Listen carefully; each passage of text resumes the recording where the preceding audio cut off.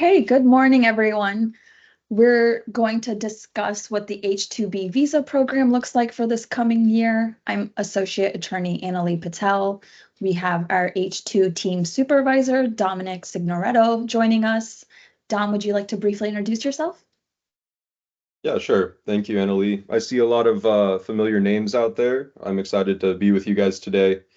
For those who don't know me, I'm Dominic Signoretto. I am the H2B supervisor. I joined Farmer about 3 years ago now after graduating from law school, and I've spent the last several years working directly with H2B employers, seasonal workers, and helping teams navigate the operational side of the H2B process. So I'm excited to share some real world lessons with you guys today and help you get a head start on 2026. Great. So today we will be going over some H-2B basics and eligibility, how reliable H-2B staffing can change businesses and your yearly planning, the preparation and timelines for the legal side and for employer documentation turnover, some common employer pitfalls, some pro tips for success, and then we'll pivot into our common questions and the Q&A session. To start, the H-2B basics and eligibility. The program allows U.S. employers to temporarily hire non-immigrant workers to perform non-agricultural labor or services in the U.S. The program's goal is to address seasonal or peak load labor shortages while supporting industries such as landscaping, hospitality, construction, seafood processing, and more. So typically, as many of you have known, the H-2B program is highly contingent on showing a temporary need. Oftentimes, you'll send your data to the legal team and we'll assess to figure out whether it fits better within a peak load or seasonal category. Sometimes businesses may need a different type of occurrence, for example, a one-time occurrence. Those are most common for construction companies who have a project that will last anywhere between 1 to 3 years, and they need a very specific amount of workers for that one project period. Typically, if you ask for a one-time occurrence, the government views it as you not necessarily needing workers every other year. So we only necessarily advocate for that temporary need classification when we know a business or a work site only requires one project, and once that project's done, that work site will no longer need workers. Is there anything else you'd like to add, Don? No, I think that's covering things pretty well. I think, year over year we see a variety of different temporary needs. Of course, what we spend most of our time on is peak load and seasonal, as Annalie noted. But we've been very successful with intermittent and one-time occurrences as the need arises. So we're happy to help work on whatever the needs might be for all of you guys.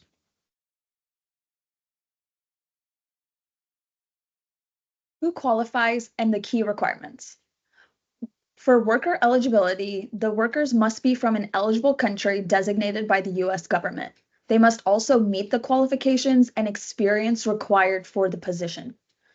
Just to update you all on kind of the verbiage around the H-2 modernization rule, the government updated the H-2 program in January 2025 to remove the eligible country list. So what that means is if you are a client who possibly wants workers from, let's say, India or Russia, those options are now available to you because the eligible country list has been removed. Of course, there's other aspects to that, which is, the cost of inbound and outbound transportation, travel, meals, etc., that we can always kind of warn you about before you commit to a different country. But there are more options available to you as a business. On the employer eligibility side, we must demonstrate a temporary need, like we just discussed, and show that there are not enough US workers who are able, willing, qualified, and available. This is typically through the recruitment phase, where we, as a team, initiate a conversation with you about posting the notice of the job order on your work site, as well as posting within the state workforce agency's portal.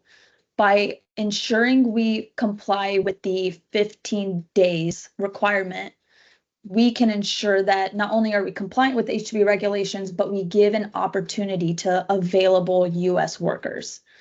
And once those steps are cleared, whether you interview them or don't have any candidates, then we're certified and can proceed.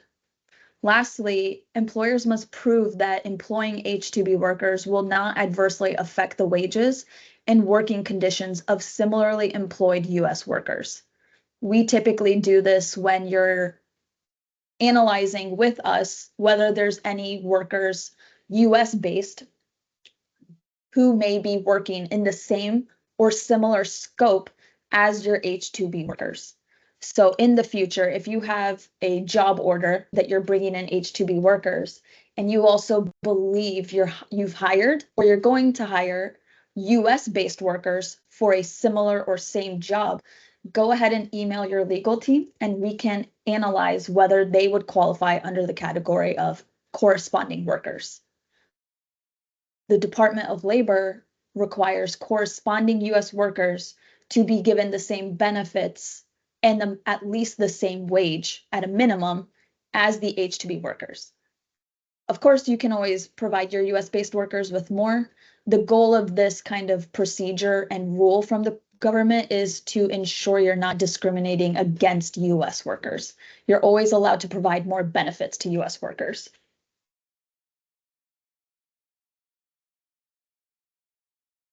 Now we're pivoting to why reliable H-2B staffing can change everything. Challenges without H-2B planning can include staffing shortages, disrupting operations, high turnover requiring constant retraining, overtime costs to cover absent staff, lost clients due to service gaps, and increased waste and errors from rushed work.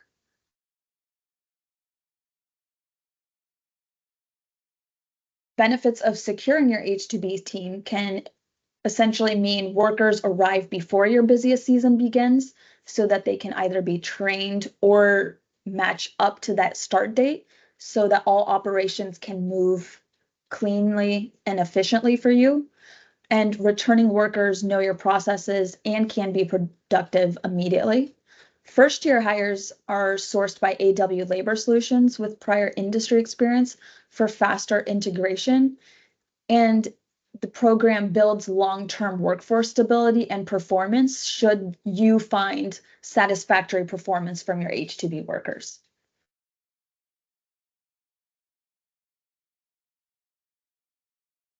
The preparation, including the timeline and checklists.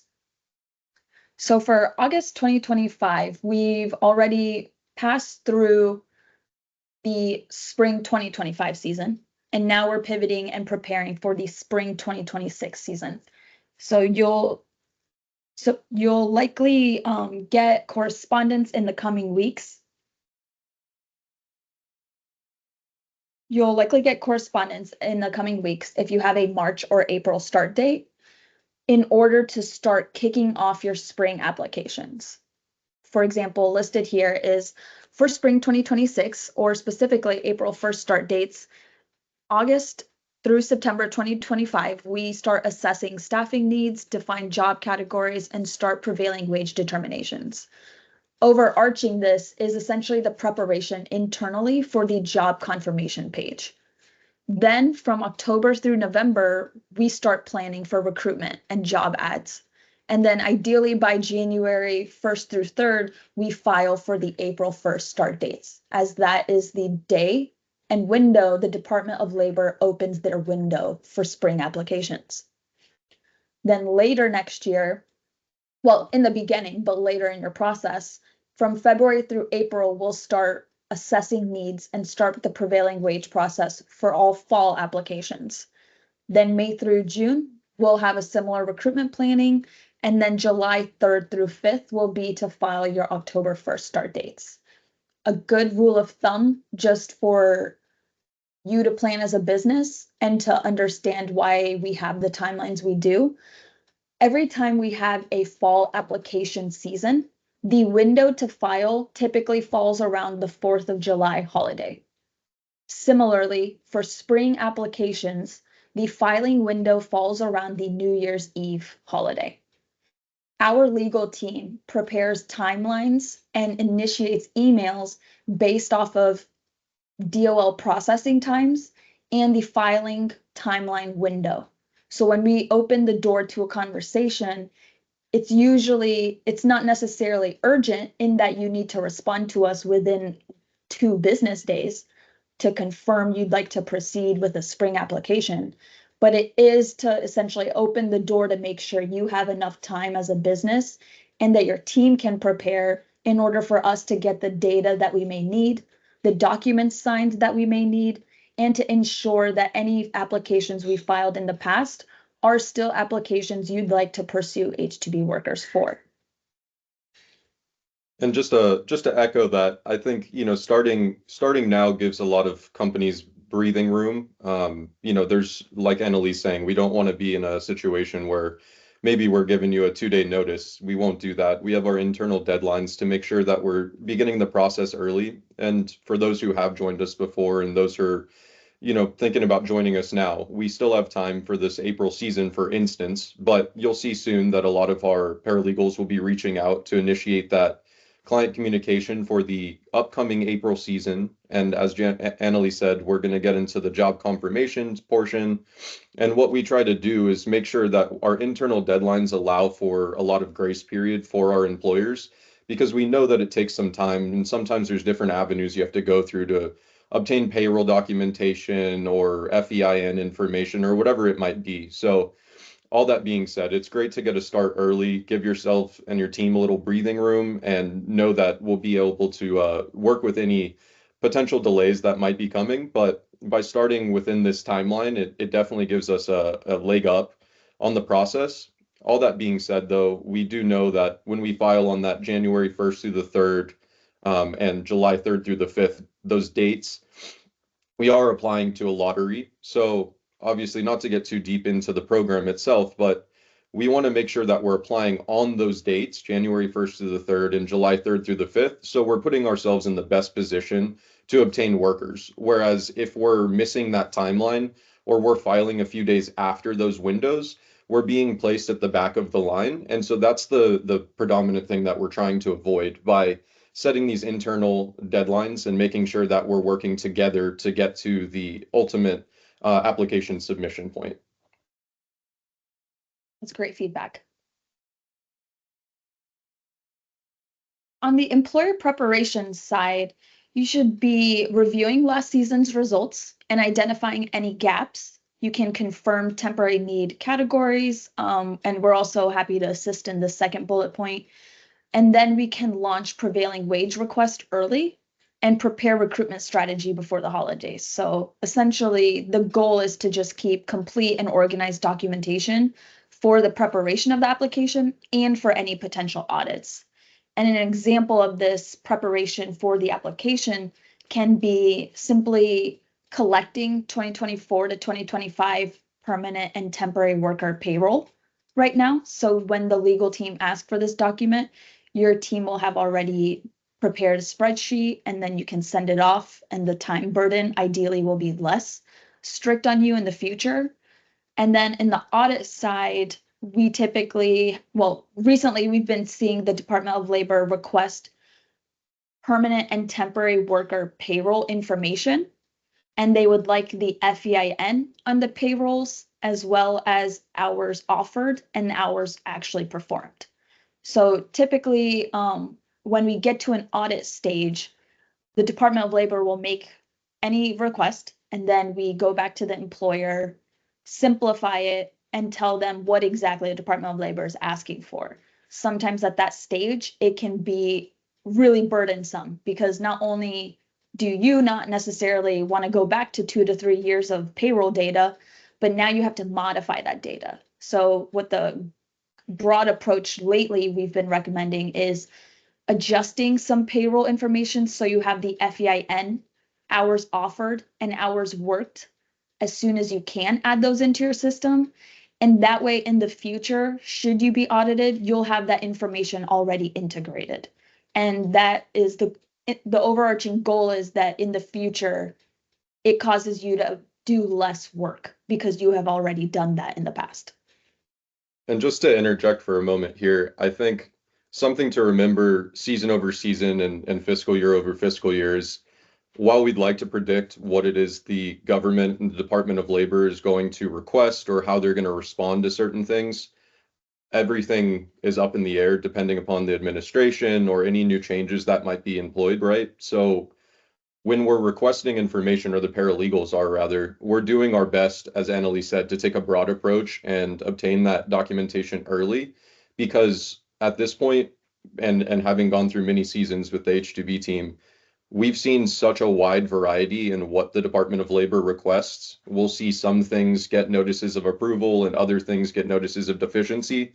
So while it might seem like we might be requesting a lot of things on the front end, this is definitely to benefit the company and you all as our clients in the long run, because we've seen a lot of differentiation in what it is the Department of Labor is requesting. And at this point, it's becoming a lot more extensive than maybe it was in prior seasons, which doesn't mean it's something we can overcome, but rather something we just want to prepare for. And something that's kind of different this year is that a lot of the certifying officers that had previously reviewed our applications are not quite the same people that are doing it this year. We've seen some of it be outsourced to third parties. And so we can't count on the same eyes reviewing the exact same documents year over year as we would hope to. So I think those are some things to think about when you see a paralegal maybe requesting certain things, and it might be a little bit burdensome on the front end. Just know that there's very good reason on the back end that we're doing that, and we're doing it to prepare and forecast for anything that might come our way.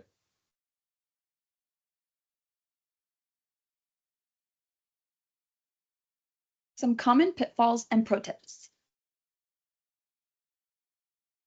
Some frequent mistakes we see it from the H2B program is starting the process too late, poorly defining the temporary need in support letters, or with data, incomplete or inconsistent recruitment records, misunderstanding H2B cap timelines, and failing to plan for consular or entry delays. So kind of going back to the first point, starting the process too late is typically what we try to prevent when we start initiating the conversation when we do with you. So we're always welcome to kind of, if we initiate a conversation, for example, next week about the spring cap and you say you need one more week back, like one more week to decide, that's absolutely okay. What we don't want to do in the future is just, if we have to file during that New Year's Eve window, we don't want to initiate a case in November because of the prevailing wage processing time from the Department of Labor. So when we try to initiate, we try to recommend, not exceeding a week or two beyond for decision making or planning purposes. That way we can still stay on time and make sure that all the processing timelines don't prevent your ability to get workers near or on your start date. On the second point, for poorly defining the temporary need, this is a frequent problem for first-time filers for the H2B program. And this happens because not every business has enough data to prove to the Department of Labor that it has a need for H2B workers. So oftentimes when you have a first-time filer, and this could be even for businesses who've participated in the program, but who have a new work site to add or a new application they want to start, if it's the first time, we're almost 80 to 90% expecting a notice of deficiency, because that's just how the Department of Labor scrutinizes the applications. In those instances, we typically ask for, just like Dom just mentioned, documentation, data, information to prevent needing that information in the future. Because the sooner we can ask for it, the more we can prepare for an NOD. And NODs have a 15-day deadline. So the sooner we ask for it, the sooner we're able to give that to you.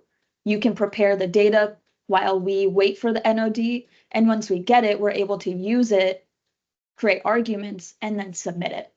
So anytime we get for example, let's say you have a construction business and you're a first-time filer, you're likely not going to have payroll records that shows a trend for your date of need.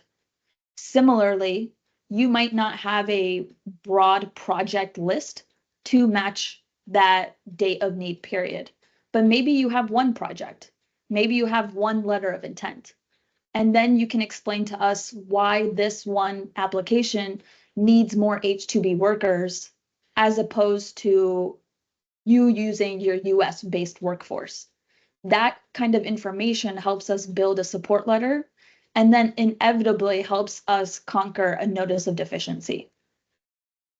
Now, in other instances, when we're filing for incomplete or inconsistent recruitment records, this looks like when we're submitting a recruitment report, we're legally supposed to show that you kept a job posting available for an X amount of days.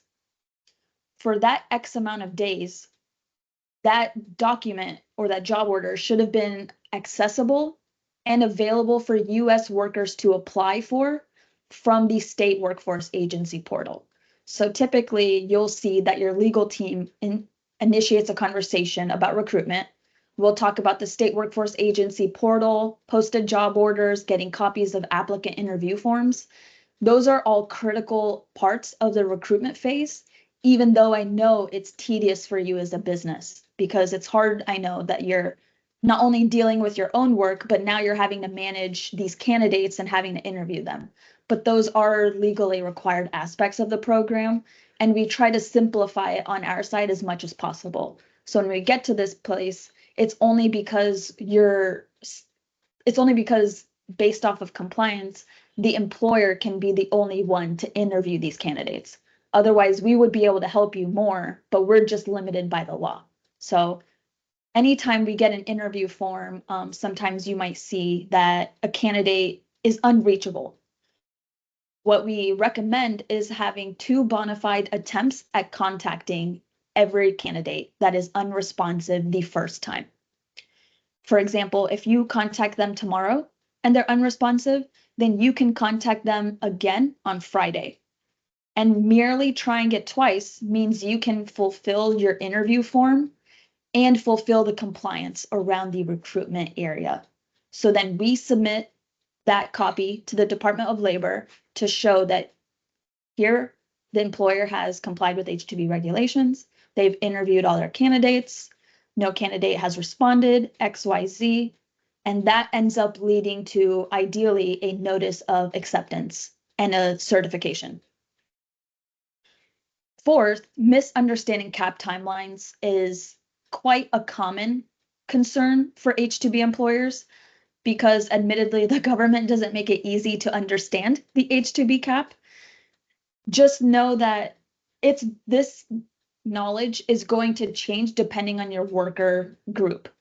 And what I mean by that is if you typically source your workers and you have returning workers from Mexico, for example, our answer may be different if you have workers from El Salvador.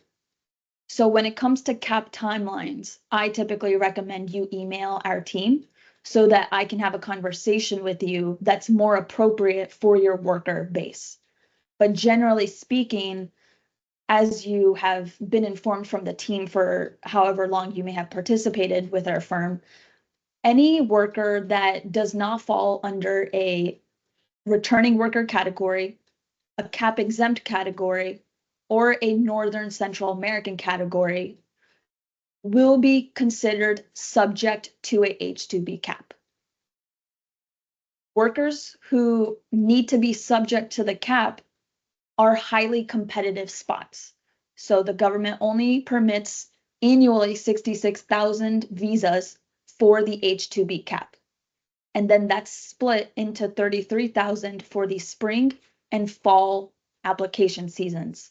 That makes it highly competitive because not only are you wanting workers subject to the CAP, but other employers nationally want workers from the CAP typically.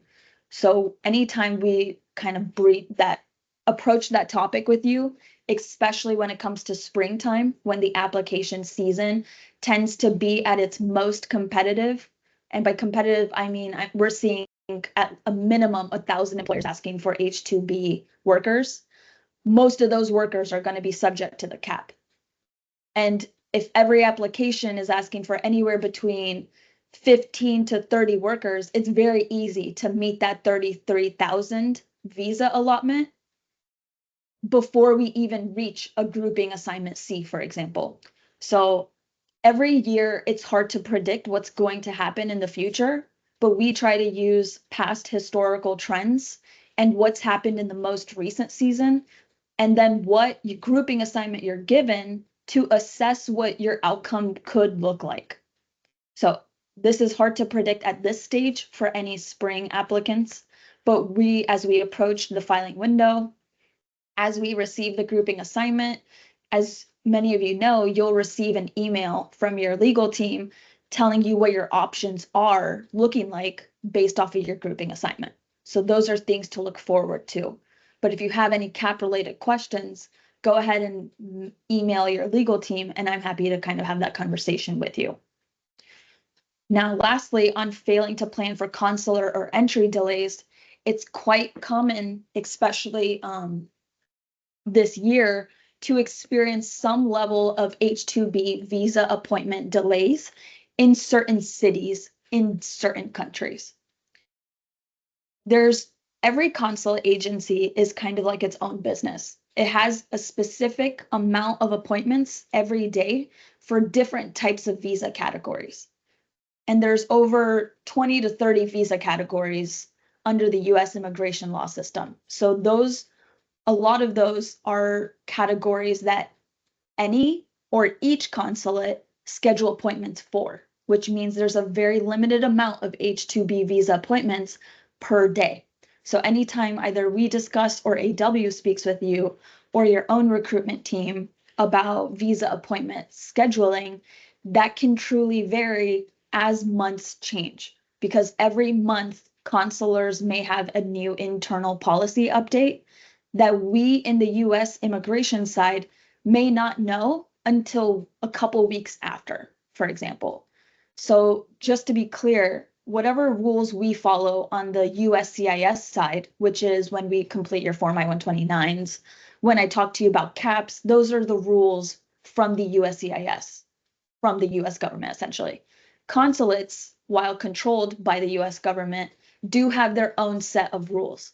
So sometimes rules will be different, but depending on what type of petition we're filing for and depending on what's happening at the consulate. But a general rule of thumb is that we try to schedule all your H-2B workers close to your start date so that they can arrive on or near your start date. That is the general default methodology that we have as a firm. What can happen is sometimes a business might ask for, hey, can I bring workers? My start date's April 1st, but can I bring workers April 20th? The recommendation is to not exceed 2 business weeks after your start date, because essentially what the government will view any post start date entries as would be a staggered entry, and a staggered entry is prohibited under H-2B regulations. So what we always recommend is planning the application so that when you say what your start date is, we know that that is likely the start date you genuinely need. Because anytime we bring workers after, we're risking the government either saying, hey, why are you bringing your workers late? And second, we're risking workers not being able to enter the US if they entered too late after the start date. And of course, these are circumstances you might not be able to plan for in the beginning, in which case we can always supplement with a document of some sort to the workers for their visa appointments. But anytime you kind of foresee that this could happen, I recommend just messaging your legal team and we'll just reassess with the facts on hand. I think Annalee also hit the nail on the head with our competitiveness related to the cap and then the timelines that we're dealing with.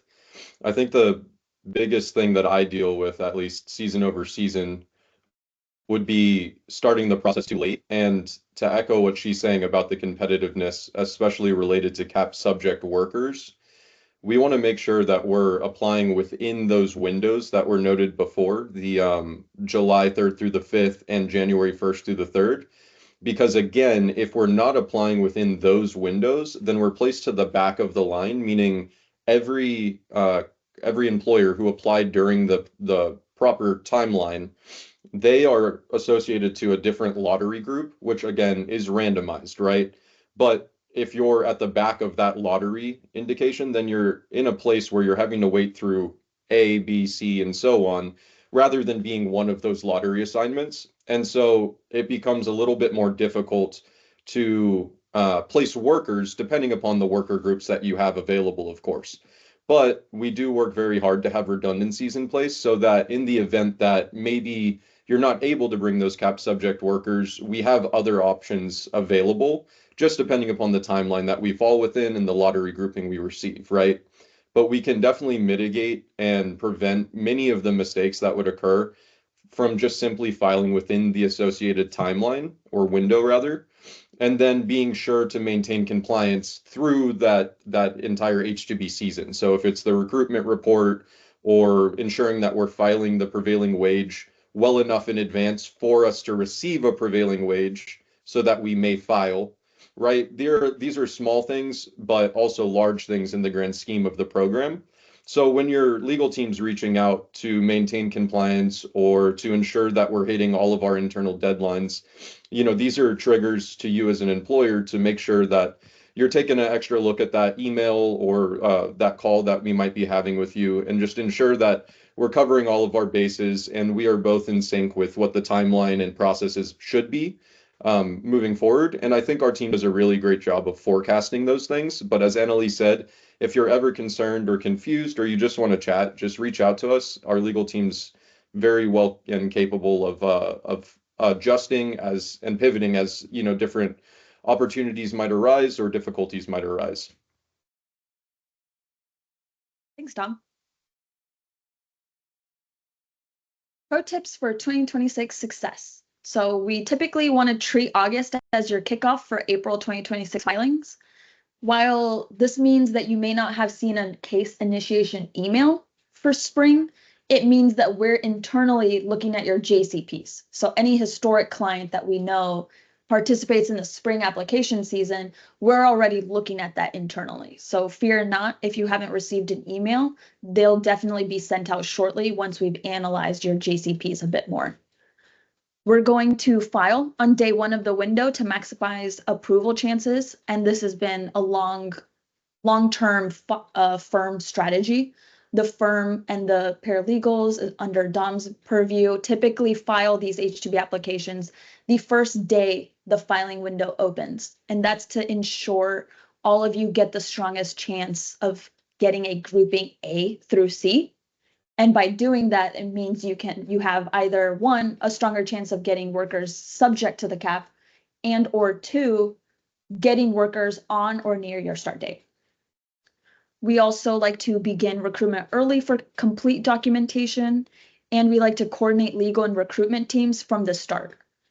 Lastly, we keep digital and physical copies of all process documents, and we also recommend you do the same. So anytime a worker, let's say your batch of workers come through on April 15th, we recommend you not only keep a copy of the H2B job order, but also a copy of the workers I-94, a copy of the workers approval notices, and that helps ensure that you have all the immigration documents you need while ensuring the workers have all the immigration documents they need at the same time.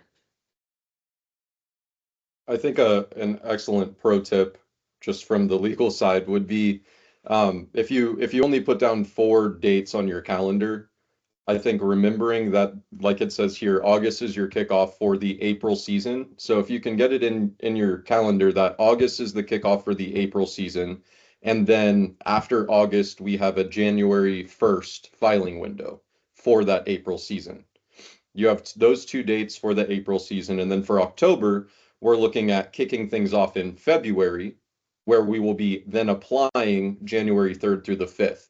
If you have those 4 dates, then you have the start end and then the application window, and those will kind of keep us on course while the paralegals are doing things internally to make sure that we're staying the course, right? But if you have those noted in your head and then you know as a company that those are the times that we might have to spend a little extra time gathering some documentation or discussing recruitment needs with the legal team, whatever that might be, forecasting early can really help with the preparation. And then we're not running into a place where maybe we're filing a little later than we want to, or we're getting to the PWD a little later than we needed to for the actual process. And then, of course, at the end of the day, remember, we are filing around those holidays, as Annalie noted, right? So if we're filing January 1st, we understand that that's around Christmas as well, right? And people want to celebrate.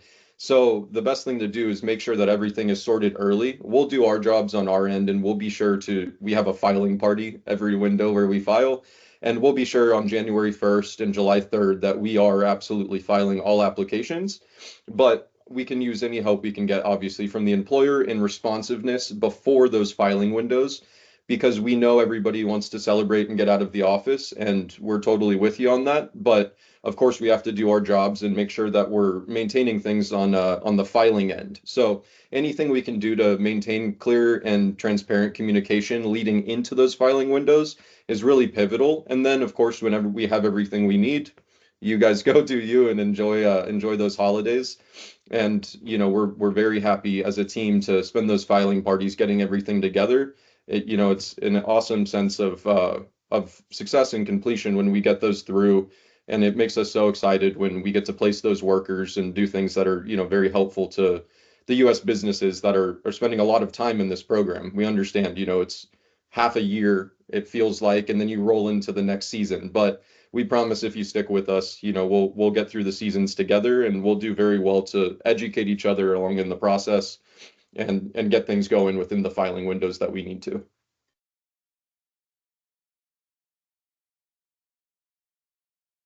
Some common questions.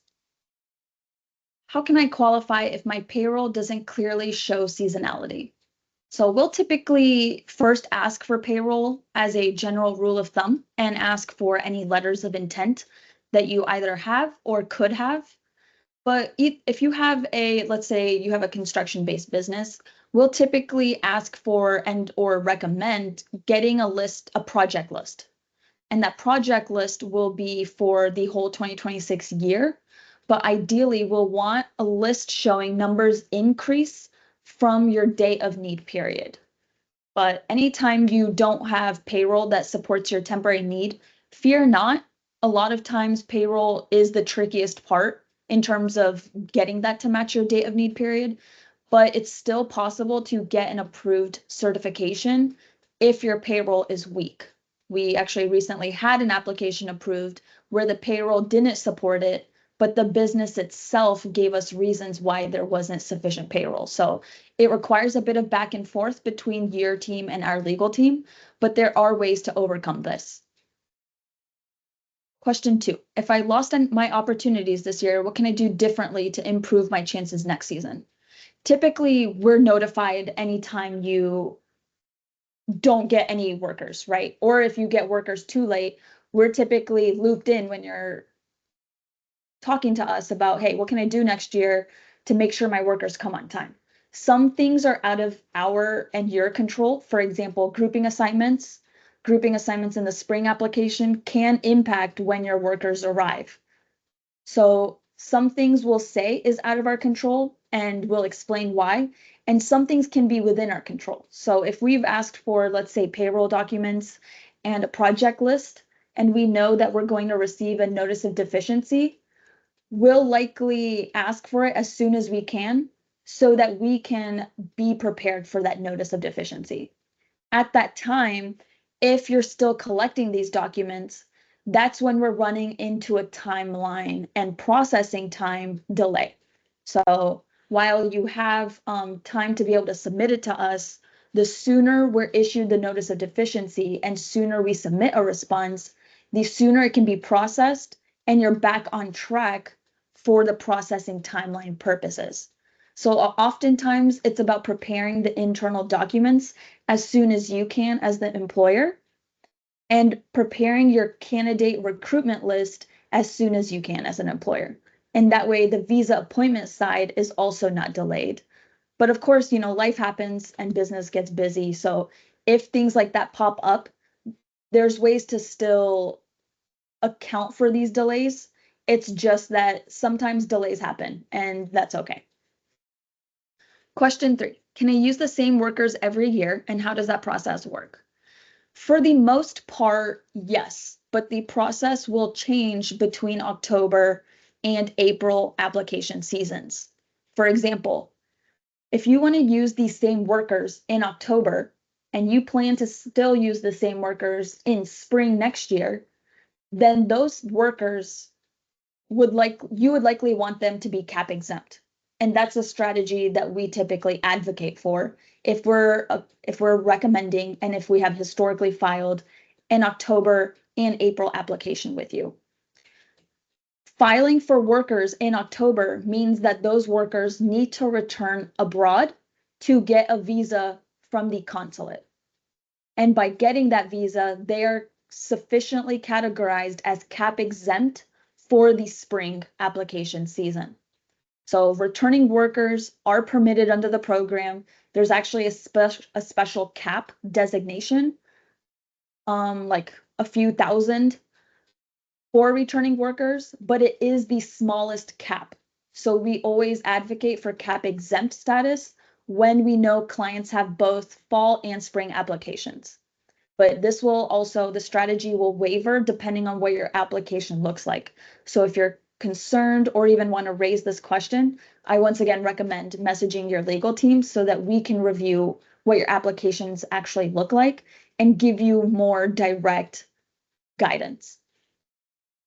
Question 4, what happens if my workers get delayed at the consulate or border? Typically what happens is your projects could be delayed in terms of starting, or you'll have to start your project with a smaller workforce than you wish to at the beginning of the program. So the goal is for you to always get your workers. Sometimes, especially for spring applications, it'll likely be after the start date, merely because of the competitiveness, the grouping assignment, and the visa scheduling components. All of those being outside of your control. So when what happens is sometimes your projects can be delayed. And if that's the case, there are some instances where we can ask for a 2-week extension. But an extension is typically when an employer has an unforeseeable circumstances leading to that extension. So it's not typically something we can broadly apply to every application when workers come late. Typically what the default mechanism is to use the workers until the end date of the application. And then we either return them home or they get transferred somewhere else if they have different employment, etc. But if you have a situation where you think, hey, something weird's happening, I never prepared for this, let me talk about an extension with my legal team, always feel free to ask us and we'll analyze whether your situation applies based off of the regulations or whether it doesn't. And lastly, is it possible to start the H-2B process too early? I think technically, and I think Dom would agree, technically no, there's no harm in starting it early and having a conversation with us. But it will be when we have let's say you wanted to start the process with a April start date in June, we would typically have that conversation, but we would likely recommend us following up in a month or two.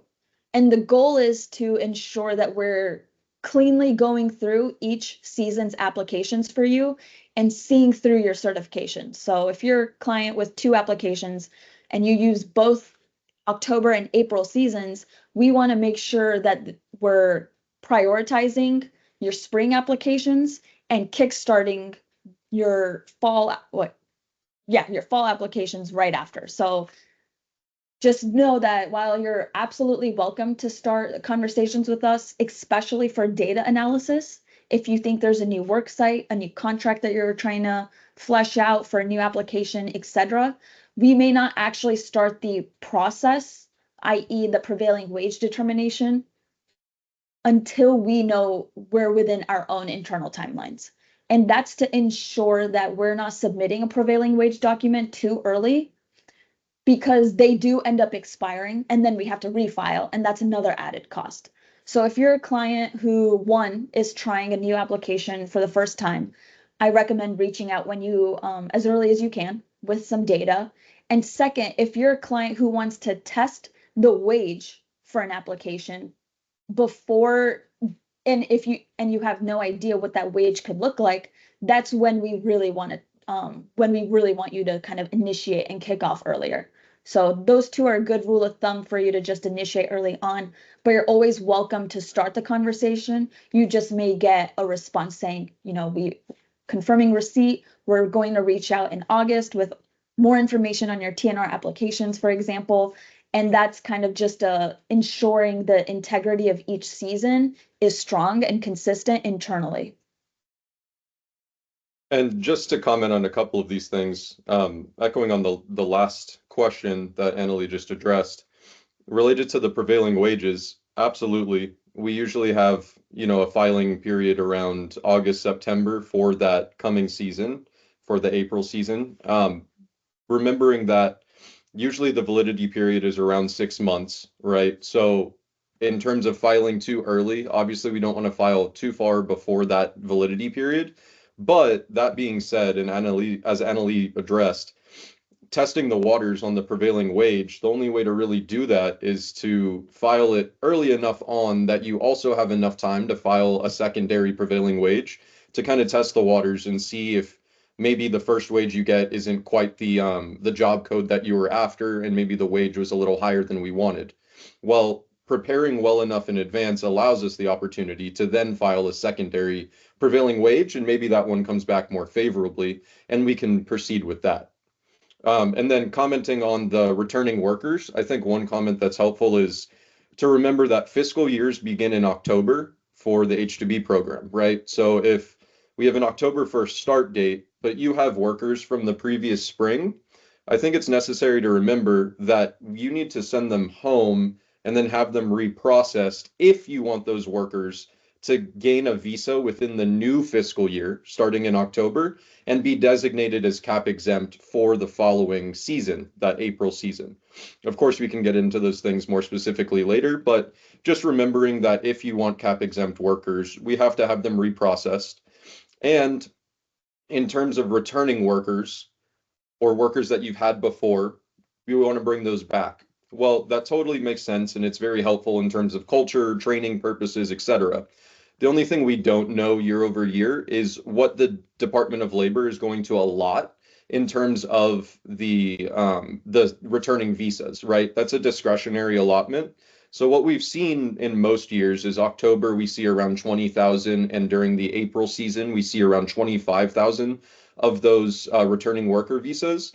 But of course, we're subject to the whim of the Department of Labor. So we can forecast for what we've seen historically, but necessary to always remember that there can be changes with whatever the government might decide the process should be. So we just have to be vigilant of that. And as I said, we have many redundancies set in place so that we can make sure that you are obtaining workers in some way, shape, or form.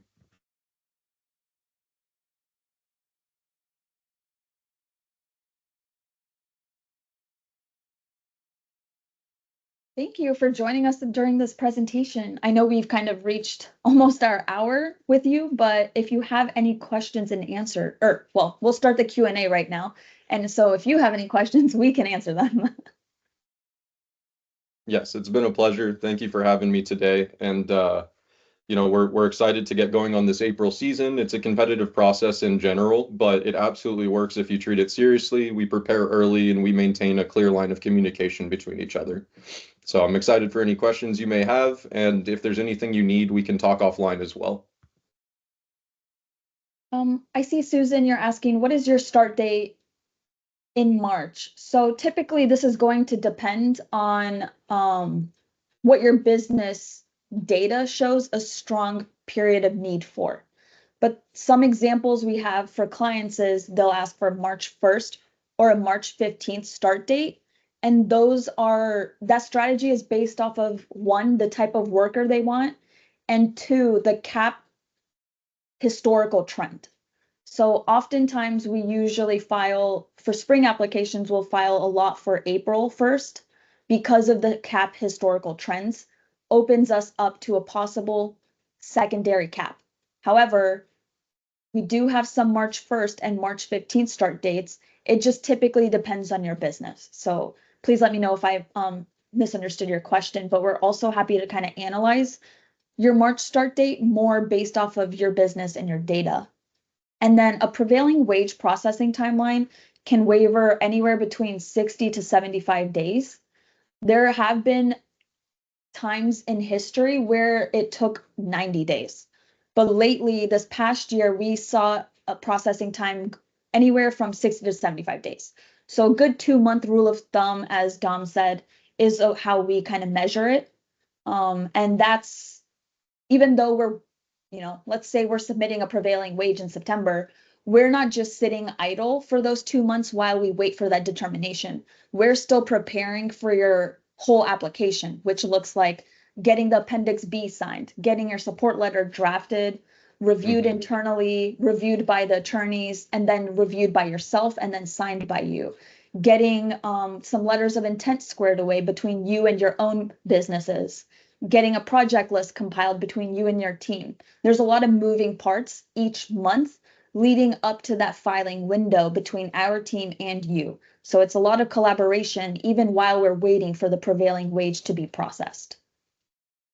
And then another tidbit for this, if your start date is in March, and if it's in February or whenever it may be, the earliest we can file is 90 days prior to a start date, and the latest we can file is 75 days, sorry, prior to that start date. So if you have a March 1st start, then we're filing closer to, we're going to be filing around 90 days prior to that. So we're looking at something like a January 1st or December 1st or November 1st, depending upon when your filing date or when your start date might be. And then same thing with those prevailing wages. I think we hope that they are processed within, no more than 60 days, of course. And I think a good indicator is when we email you that we filed that prevailing wage and we're waiting for that prevailing wage to come back with its determination. At that point, you probably want to kind of peek in your head like, hey, this is the point at which we're going to start requesting documents. And of course, we'll reach out to you to request those documents formally. But as soon as we file that wage, that's our next step, is requesting documents so that we can, argue for that bona fide temporary need. I see a question in the Q&A. Is it possible to do a change of status from H2A to H2B, and how does it work? So this is a great question, and I know you have quite a few H2A applications with us. So I want to clear up that this is kind of a difficult process when we're going from H2A to H2B.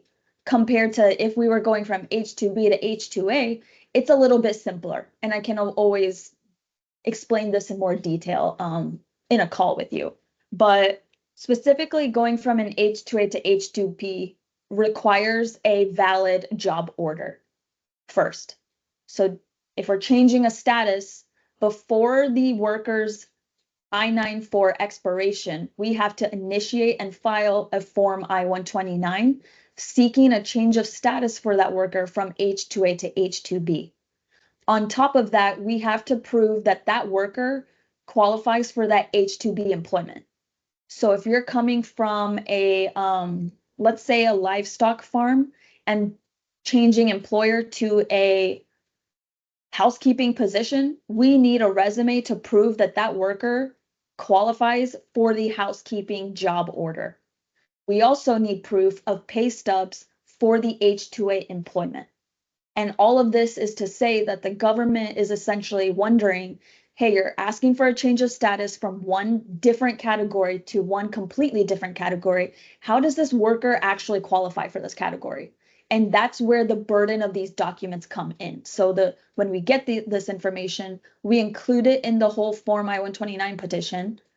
And that's when we submit it. And then we're essentially, the government's adjudicating it or reviewing it and seeing if we've provided enough documentation.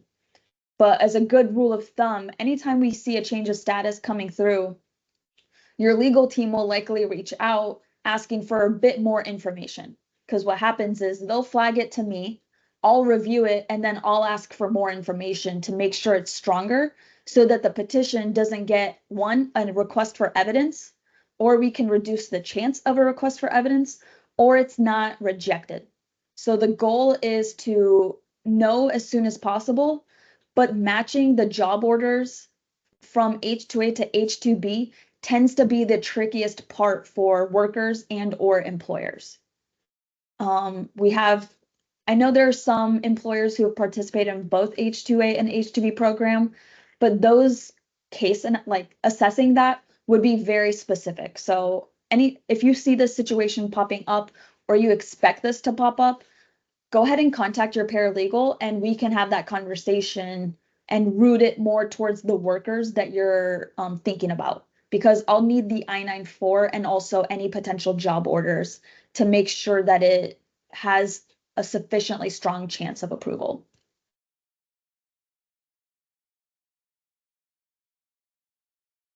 Are there any other questions?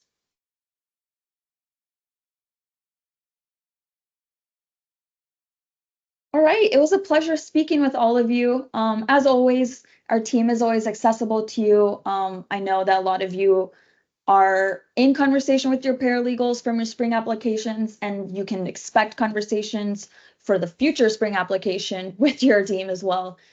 Dom and I are always kind of in the background where you'll likely see us CC'd in all communications. This is normal. This is how we manage your cases and ensure that whatever strategy we may recommend or shift is accounting for any information you send your paralegal. So please let us know if you have any questions. It was, again, a pleasure to speak with you, and we hope this helped you make some more clarity with the H2B program.